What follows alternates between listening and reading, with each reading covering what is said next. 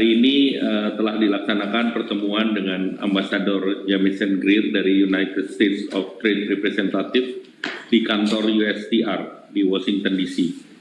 Pertemuan ini secara khusus dilakukan untuk melaksanakan penugasan dari Bapak Presiden untuk segera mendorong percepatan penyelesaian dokumen Agreement on Reciprocal Tariff antara Indonesia dengan Amerika Serikat.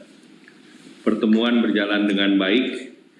Isu-isu utama dan isu teknis dibicarakan dalam pertemuan kali ini. Saya dan Ambasador Greer mengapresiasi perkembangan perundingan yang telah menyepakati isu-isu krusial dalam teks perjanjian.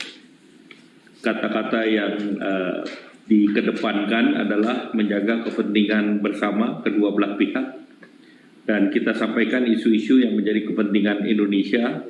Demikian pula Amerika Serikat menyampaikan isu-isu yang menjadi kepentingan utama dari Amerika Serikat.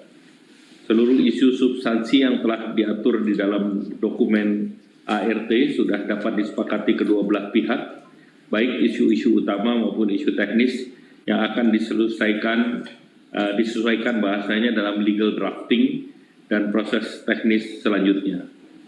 Tadi juga telah disepakati terkait dengan framework timetable dari substansi perjanjian ART, di mana pada minggu kedua bulan Januari 2026, tim teknis Indonesia dan Amerika Serikat akan melanjutkan kembali pertemuan teknis untuk legal scrubbing, serta clean up dokumen yang ditargetkan selesai dalam 1 minggu. Tentatif waktunya antara tanggal 12 sampai dengan tanggal 19.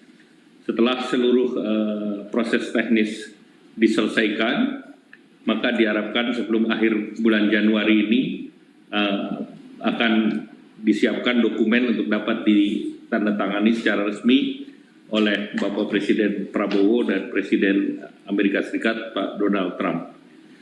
Dan saat ini pihak Amerika sedang mengatur waktu yang tepat untuk rencana pertemuan antara kedua pemimpin tersebut. Perjanjian ini adalah perjanjian yang melanjutkan pada tanggal 22 Juli yang lalu kesepakatan antara kedua pemimpin, di mana tarif Indonesia diturunkan dari 32 menjadi 19%. Dan Indonesia juga mendapatkan pengecualian tarif khusus untuk produk-produk unggulan ekspor Indonesia seperti minyak kelapa sawit, kopi, kakao, dan yang lain. Dan tentu ini menjadi kabar yang baik, terutama bagi industri Indonesia yang terdampak langsung kebijakan tarif, di mana sektor-sektor yang terkena tarif tersebut, terutama padat karya, mempekerjakan 5 juta pekerja, dan tentunya ini sangat strategis bagi Indonesia. Kemudian pada joint statement yang lalu, Indonesia memberikan komitmen untuk membuka akses pasar bagi Amerika Serikat, mengatasi isu-isu hambatan non-tarif yang menghambat kerjasama antar kedua negara, dan kita terus mendorong komitmen Indonesia ini melalui deregulasi yang terus dijalankan oleh pemerintah. Salah satunya kita telah membentuk Satgas Debottlenecking yang secara khusus digunakan untuk menyelesaikan semua hambatan yang dialami oleh dunia usaha di Indonesia.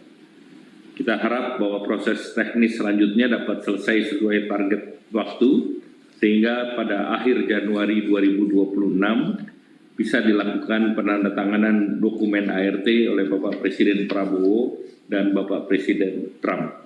Dengan demikian, manfaat dari perjanjian ini membuka akses pasar dua negara, dapat segera mendorong perekonomian di Indonesia.